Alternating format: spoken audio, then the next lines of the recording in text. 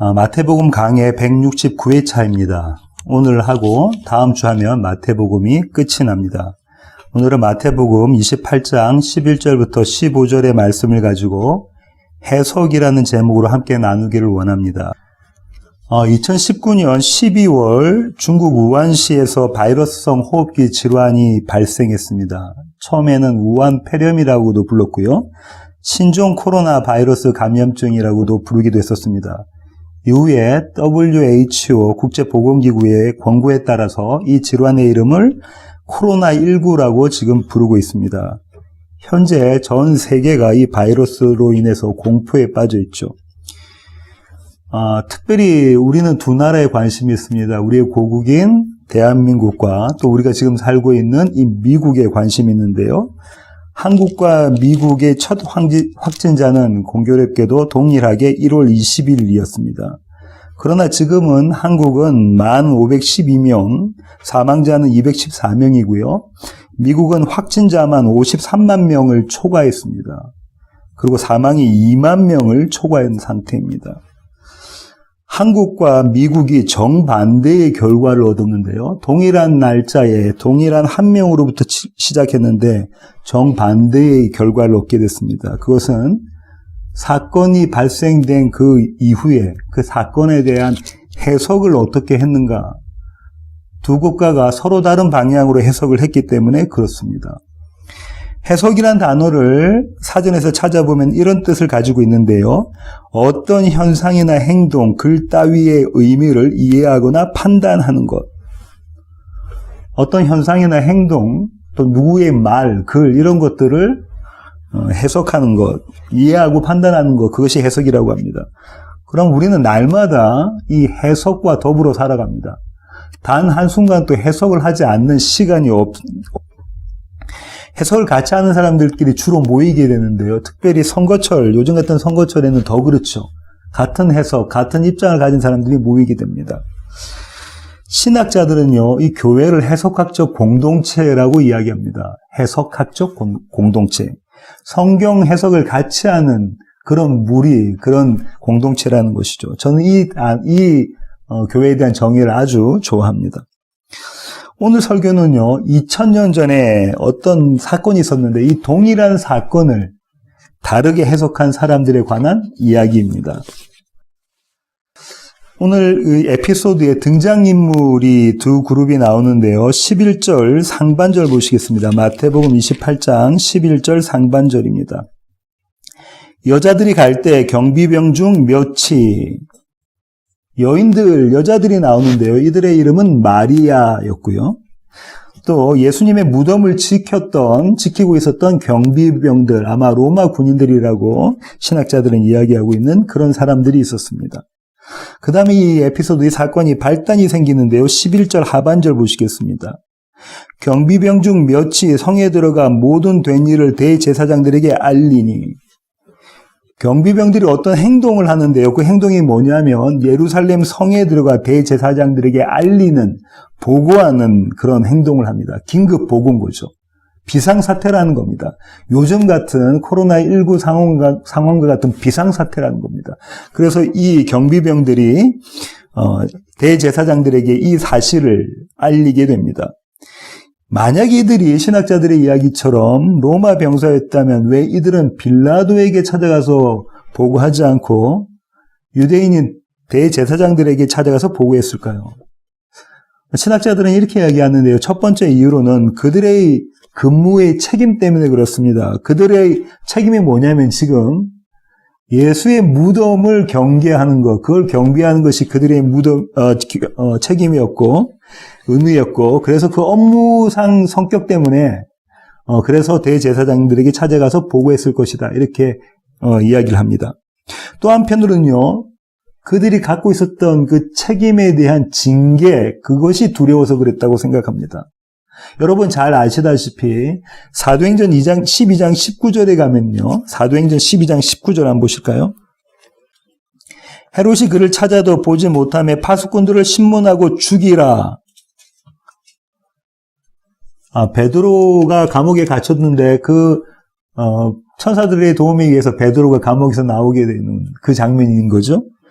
이제 지금 뭐 어떻게 하고 있냐면, 감옥을 지키던, 죄수들을 지키고 있었던 이 파수꾼들이, 경비병들이 제 역할을 다 못하자, 책임을 다 못하자, 헤롯 대왕이 어떻게 이야기하죠? 헤롯 왕이? 그들 죽이라고 합니다.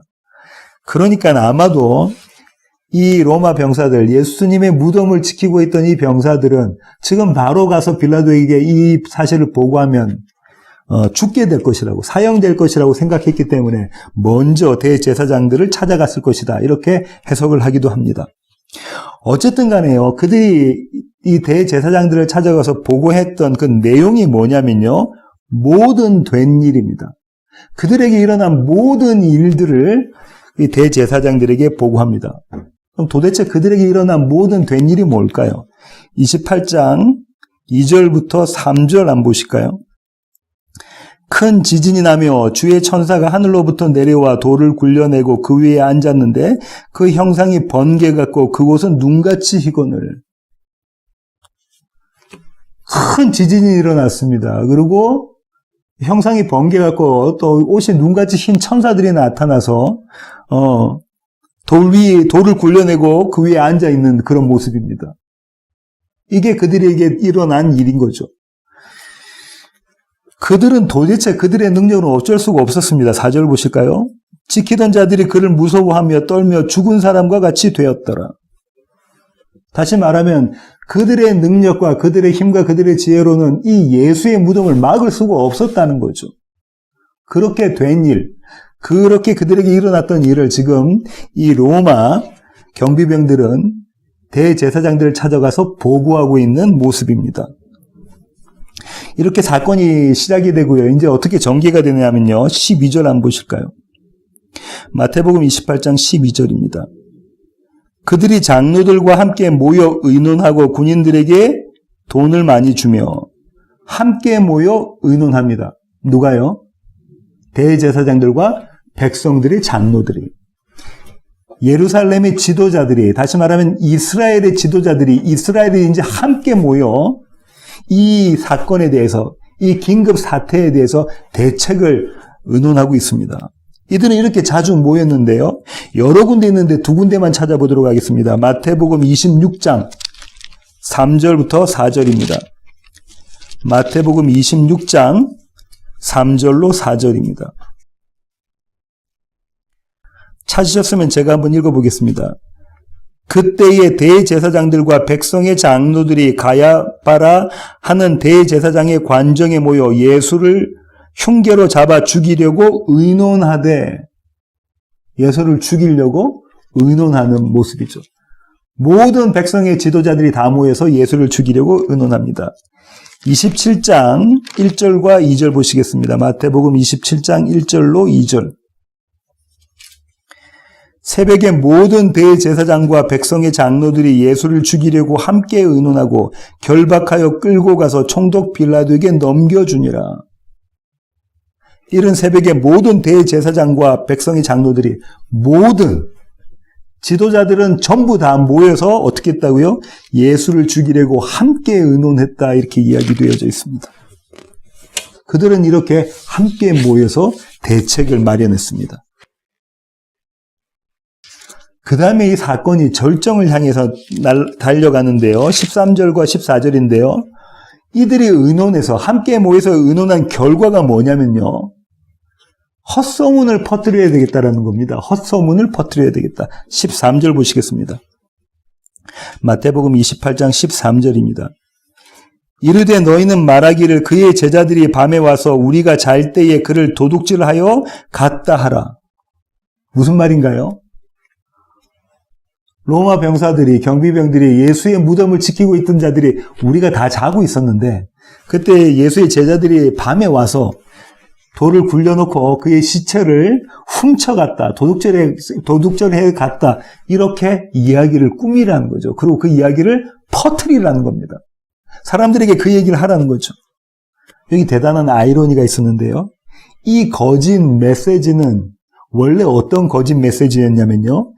이 백성들의 지도자들이 예수의 부활을 막기 위해서 마련한 대책이었습니다. 한 장 넘기셔서요. 한 장 앞에 27장 62절부터 66절까지 한번 보실까요?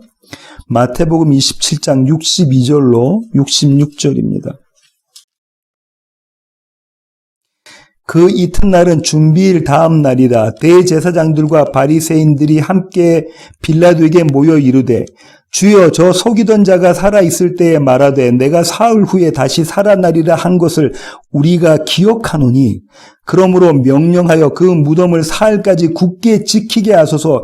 그의 제자들이 와서 시체를 도둑질하여 가고 백성에게 말하되 그가 죽은 자 가운데서 살아났다 하면 후에 속임이 전보다 더 클까 하나이다 하니, 빌라도가 이르되 너희에게 경비병이 있으니 가서 힘대로 굳게 지키라 하거늘 그들이 경비병과 함께 가서 돌을 임봉하고 무덤을 굳게 지키니라.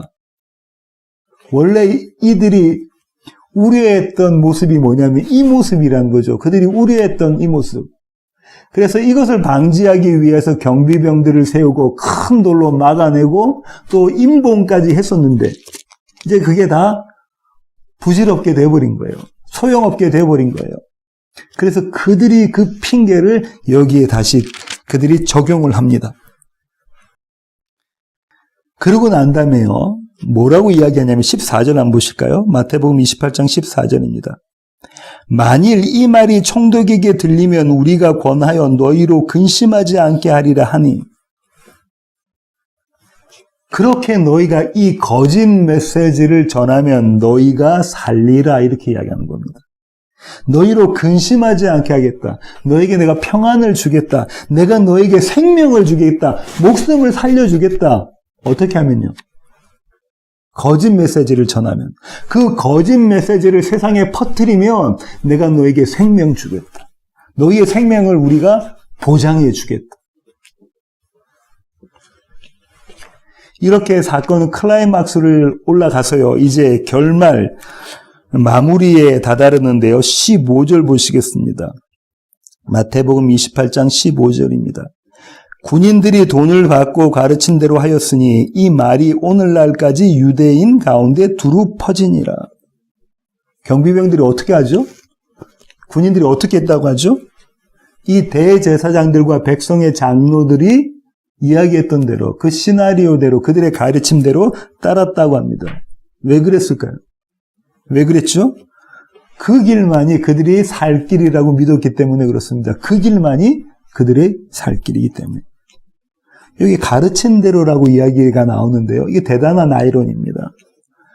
성전에서 헌신했던 대제사장들과 백성들의 장로들은요, 백성들, 즉 이스라엘을 가르칠 책임이 있는 자들입니다. 그렇죠? 하나님을 그들에게 소개하고 하나님의 복음의 메시지를 그들에게, 백성들에게 전해야 될 가르칠 책임이 있는 자들이 이제 성전의 주인 되신 예수 그리스도가, 메시아가 오셨는데 그분이 살아나지 않으셨다, 그분이 살아나지 않았다, 거짓 메시지를 가르치고 그것을 전하라, 이렇게 지금 이야기하고 있는 아이러니입니다. 마태는 뭐라고 이야기하냐면요, 이 거짓 메시지가 오늘날까지 유대인 가운데 두루 퍼졌다라고 이야기합니다. 여기서 오늘날까지라는 얘기는 마태 당시까지고요. 초대교회의 당시입니다. 이 마태복음이 주후 80년부터 85년 사이에 쓰여졌다고 보면 예수님이 돌아가시고 난 한 50년 그 전후, 50년 후 정도까지 유대 사람들에게 이 거짓 메시지가 예수는 부활하지 않았다, 예수는 죽었다, 제자들이 시체를 훔쳐갔다라는 이 메시지가 두루 퍼졌다라고 이야기하는 거죠. 이 메시지는요, 마태의 당시, 초대교회 당시뿐만 아니라 역사 내도록 이 메시지가 퍼져 있었고요. 오늘날까지 이 메시지, 이 거짓 메시지, 이 거짓이 퍼져 있습니다. 대부분의 비기독교인들이 그렇게 이야기하고 있고요. 유태인들이 그렇게 이야기하고요. 이슬람교도 이 주장을 받아들입니다. 예수는 죽지 않았다. 이슬람교는요, 예수님을 예언자라고 이야기하고 있고요. 심지어 죽지 않고 승천했다까지 이야기를 하고 있습니다. 그것까지 다 믿고 있거든요. 그런데 그분은 죽지 않았다, 그러니 부활도 하지 않았다라고 이야기하고 있고요.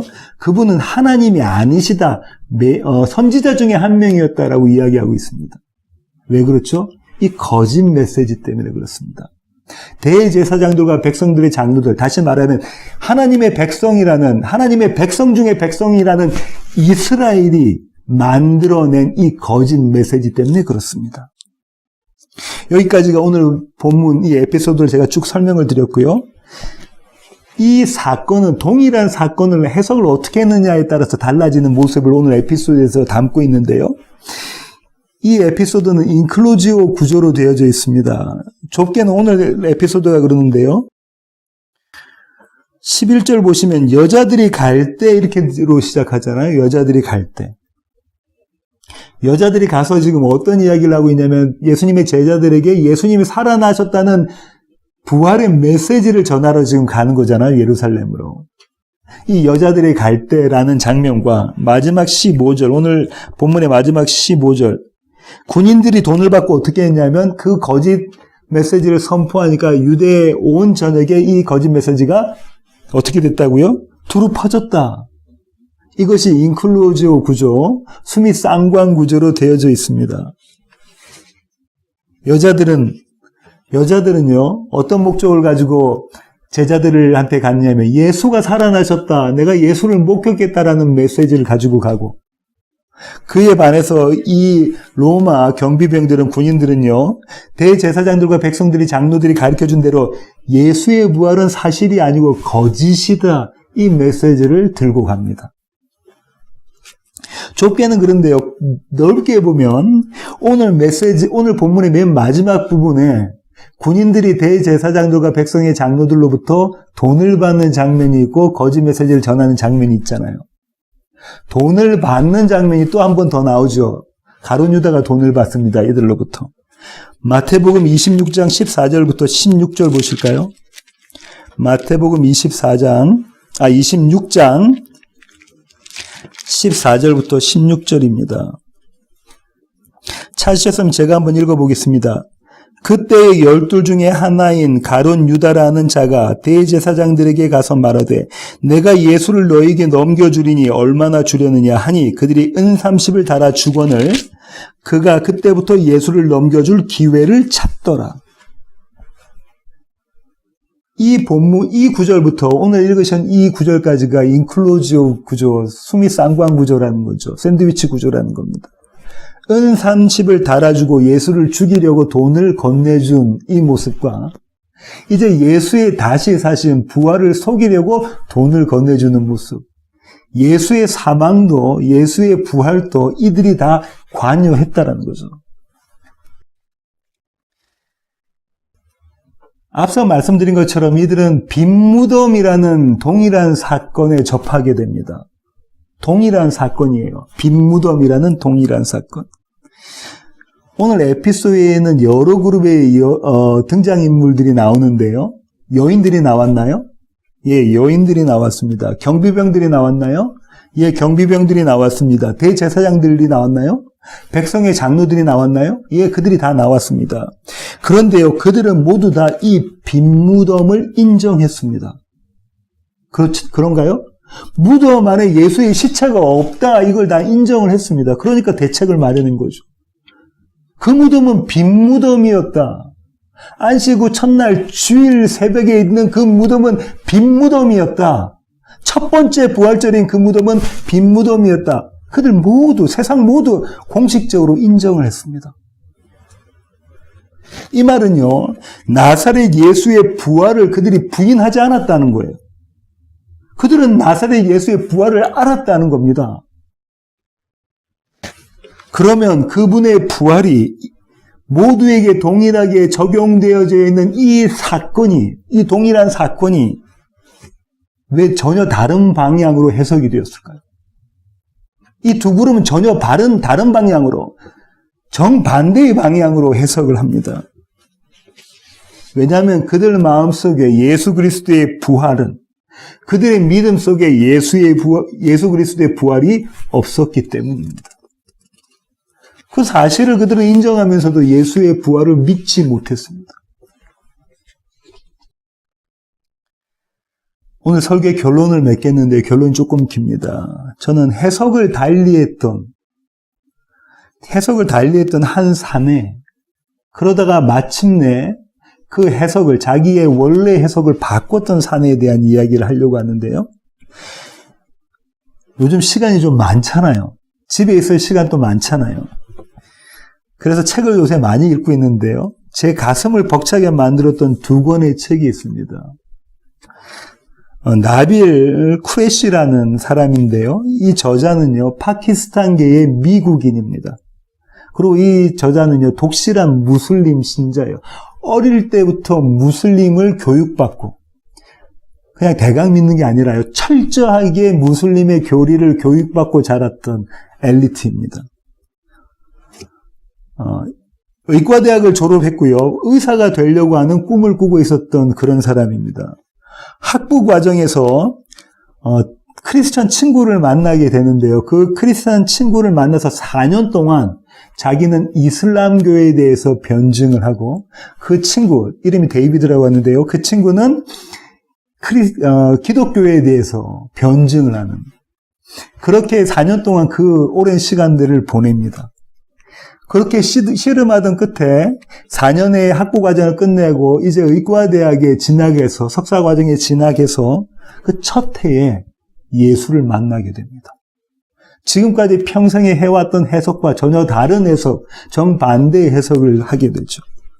그래서 그는 의사가 되기를 포기하고 전도자가 되기로 결심합니다. 그래서 바이올렛 대학과 듀크 대학에서 기독교 변증학과, 그 다음에 종교학을 공부하고 영국에 있는 옥스퍼드 대학에서 신약학 박사과정 공부를 했었습니다. 예수를 전하고, 특별히 이 무슬림들에게, 이슬람 지역에 살고 있는 무슬림들에게 예수를 전하다가 2011년 34세의 일기로 아주 젊은 나이에 요절을 합니다. 생을 마감합니다. 이 젊은 청년이 썼던 책이 두 권 있는데요. 이 책이 그 두 권입니다. 알라를 찾다가 예수를 만나다라는 책이 얼마나 울었는지는 모릅니다. 특별히 알라를 찾다가 예수를 만나다라는 이 책은 2015년에 뉴욕 타임즈 선정, 이 기독교 서적 가운데서 베스트셀러에 선정된 책이기도 합니다. 첫 번째, 이 책은 그가 어릴 때부터 예수를 만나기까지의 과정을 서술하고 있는 그런 그의 스토리, 그의 인생의 스토리에 대한 책이고요. 두 번째 책은 좀 더 신학적이고 논리적으로 예수가 참 신이다라는 것을 증거하는 책입니다. 그는 이 두 책에서 이렇게 이야기하는데요. 만약에 기독교가 진리라면, 기독교가 진리여야 한다면, 그러면 이 세 가지 질문에 반드시 기독교는, 성경은 대답을 해줘야 된다라고 이야기하는데요. 그 세 가지 질문이 이겁니다. 예수는 십자가에서 죽었는가? 정말 예수는 십자가에서 죽었는가? 그리고 예수는 죽은 자들 가운데서 부활했는가? 다시 살아났는가? 오늘 이 부활절, 첫 번째 부활절이 정말로 사실인가? 마지막 세 번째 질문은요, 예수는 자신이 하나님이라고 이야기했는가? 무슬림들은, 이슬람교에서는 이렇게 이야기하거든요. 예수는 스스로를 하나님이라고 이야기하지 않았다는 거예요. 그는 선지자, 또 예언자라고 생각했다는 거죠. 근데 후대의 그의 제자들과 바울이 그를 메시아로, 하나님으로 만들었다는 거죠. 그런데 성경이 진짜로 예수님이 내가 참 하나님이다라고 고백했는가, 그걸 선언했는가, 이 세 가지가 해결되어지면 예수는 참 하나님이시고 기독교는 참 진리다, 이 세상의 유일한 진리다라고 그는 이야기합니다.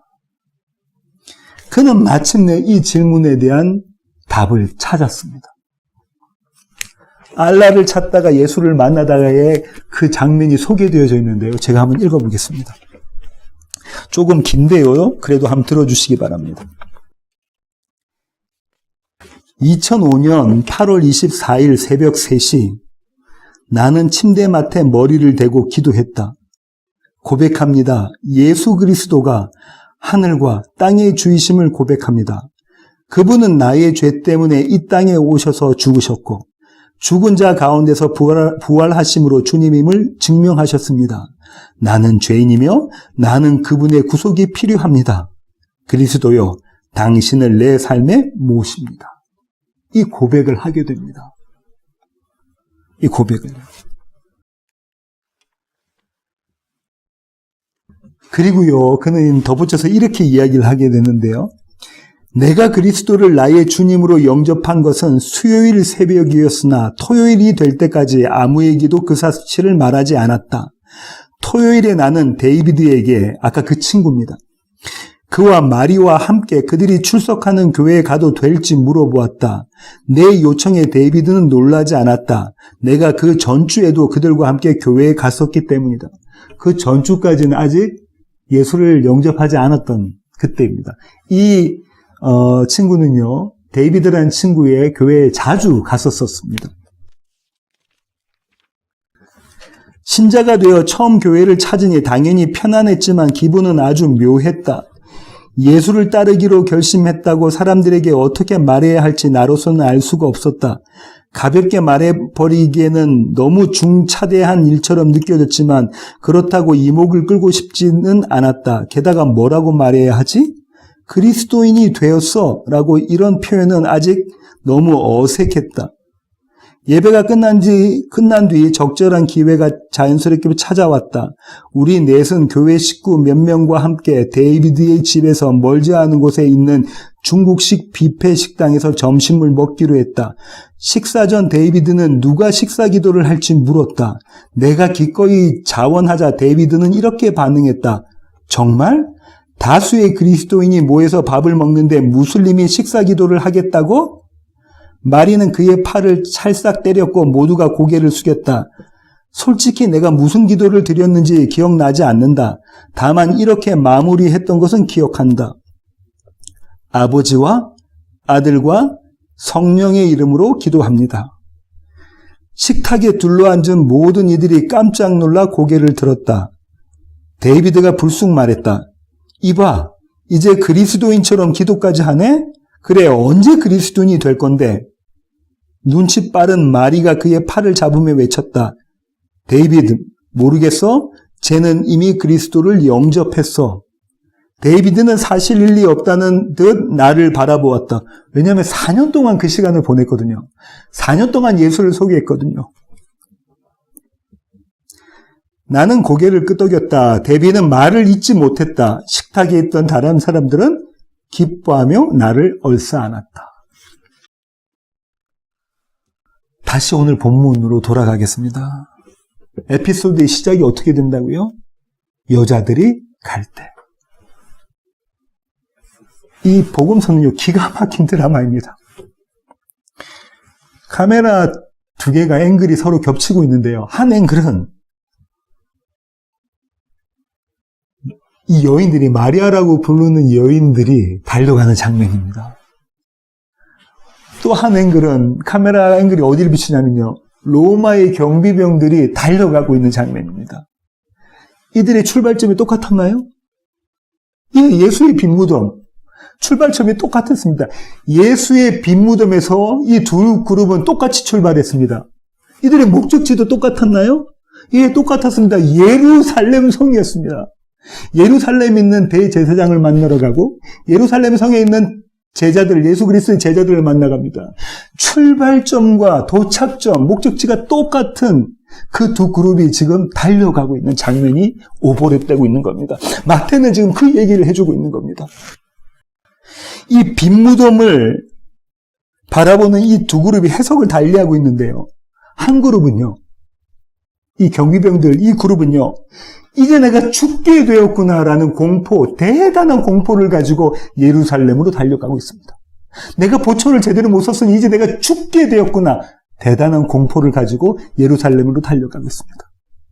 또 한 그룹은 이 마리아라는 이름을 가진 이 여인들은요, 다시 살아나신 예수 그리스도를 만나고 그분을 목격하고 기쁨에 넘치는 기쁨을 가지고 제자들을 향해 예루살렘으로 달려가고 있습니다. 왜 이들이 이렇게 다른 행보로 똑같은 목적지를 향해서 달려가고 있습니까? 지금까지 살펴본 대로 우리는 그 대답을 알고 있습니다. 빈무덤을 바라보는 이들의 해석이 달랐기 때문입니다. 빈무덤을 바라보는 이들의 해석이 달랐기 때문입니다.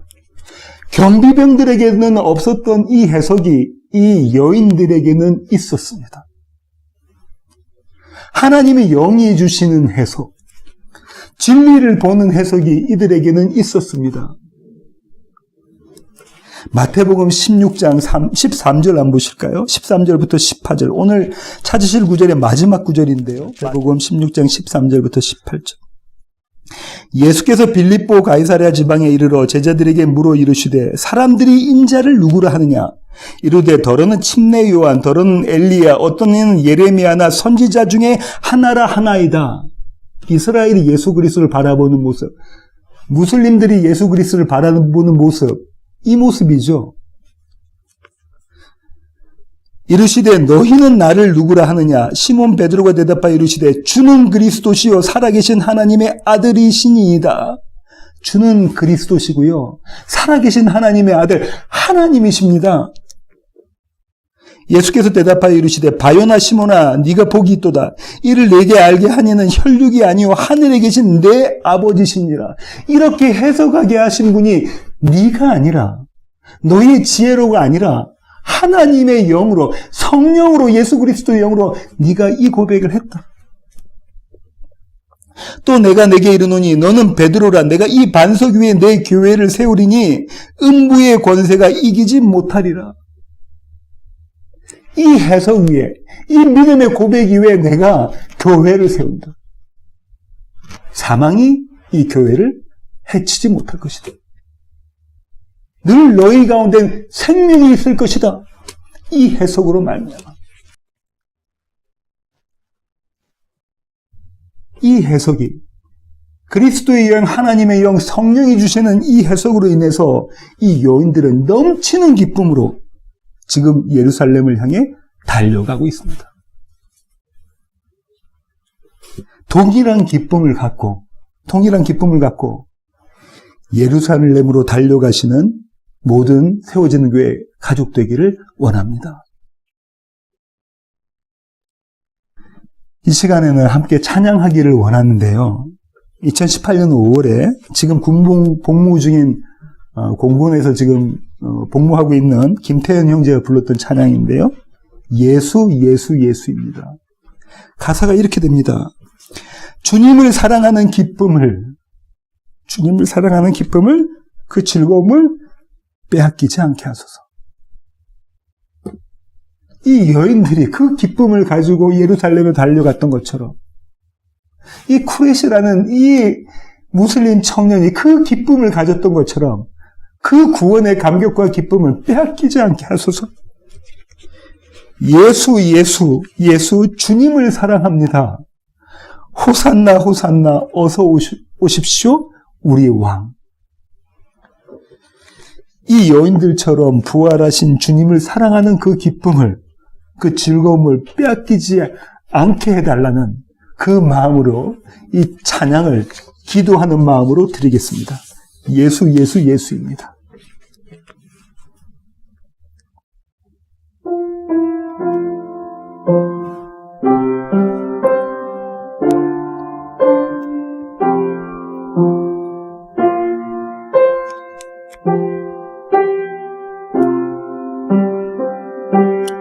주님을 사랑한 기쁨을, 그 즐거움을 빼앗기지 않게 하소서.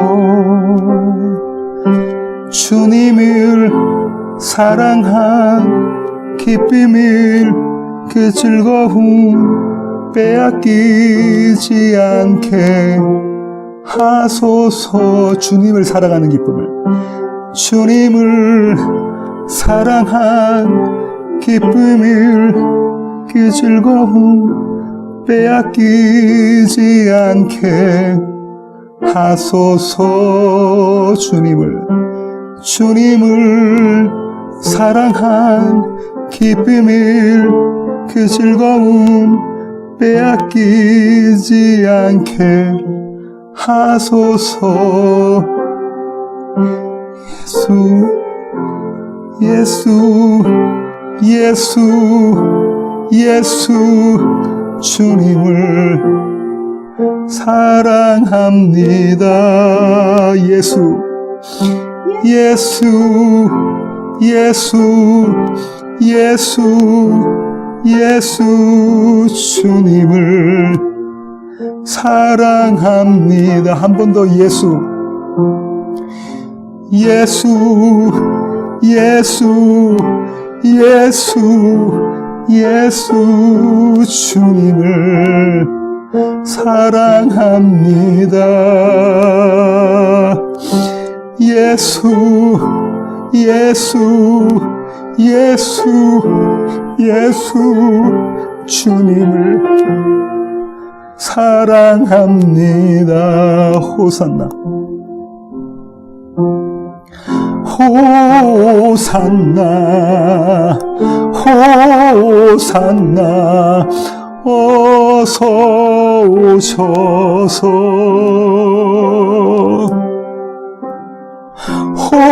호산나, 호산나, 어서 오셔서 호산나, 호산나, 호산나, 어서 오셔서 호산나, 호산나, 호산나, 어서 오셔서 우리 왕, 우리 왕. 기도하시겠습니다. 주님, 그렇습니다. 하나님, 주님을 사랑하는 그 마음을, 그 기쁨을, 그 즐거움을 이 세상에 빼앗기지 않도록 주님 저희들을 붙잡아 주시옵소서. 이 여인들이 성령의 은혜로 말미암아 예수 그리스도의 부활을 목격하고 그 부활을 제대로 해석해낸 것처럼 우리의 평생의 삶이 그 부활을 제대로 해석해내는, 바르게 해석해내는 삶이 되게 주님 저희들을 붙잡아 주시옵소서. 그래서 기쁨과 즐거움으로 예루살렘에 향했던 것처럼 우리가 이 복음을 들고 세상에 나가 예수 그리스도의 부활을 선포하게 하여 주시옵소서. 그런 세워지는 교회 모든 지체들에게 주님 저희들을 굳건히 붙잡아 주시옵소서. 이제는 우리 주 예수 그리스도의 놀라우신 구원의 은혜와 하늘아버지의 크고 극진한 신사랑과 우리 안에 내주하셔서 예수 그리스도의 부활과 그분의 전생애와 성경 66권을 바르게 해석해 나가게 만들어 가시는 성령님의 충만하심이 이제 주님 앞에 머리 숙인 세워지는 교회 모든 지체들 머리 위에 이제로부터 영원토록 함께 하시기를 예수 그리스도의 귀하신 이름으로 간절히 기도하옵나이다. 아멘.